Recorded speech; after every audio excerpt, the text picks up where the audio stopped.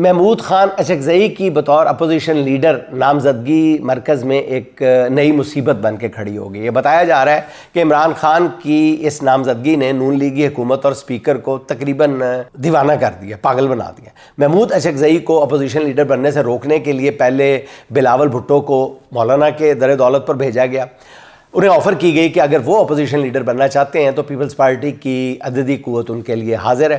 मगर मौलाना फजलुर रहमान ने ये दाना चुगने से इनकार कर दिया, बल्कि इस मुलाकात के एक रोज़ बाद PTI के वफ्द को महमूद खान अचकज़ई की हमायत की यकीन दहानी करा दी, जिसके बाद अचकज़ई के कायदे हिज़्ब इख्तिलाफ़ बनने में कम बेशार रुकावट दूर हो गई। मगर इसके बावजूद स्पीकर अय्याज सादिक हार मानने को तैयार नहीं है। ज़राए का ये कहना है कि स्पीकर अय्याज सादिक ने असेंबली सेक्रेटेरिएट को हुक्म दिया है कि महमूद अचकज़ई के पुराने ऐसे बयानात निकाले जाएं जिसमें वो मुबैना तौर पर रियासत को चैलेंज करने वाली गुफ्तगू कर रहे हैं।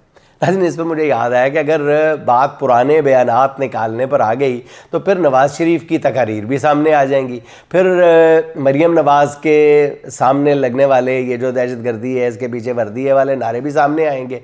ख्वाजा आसिफ के फ़ौज मुखालिफ बयानात का तो ढेर लगा हुआ है।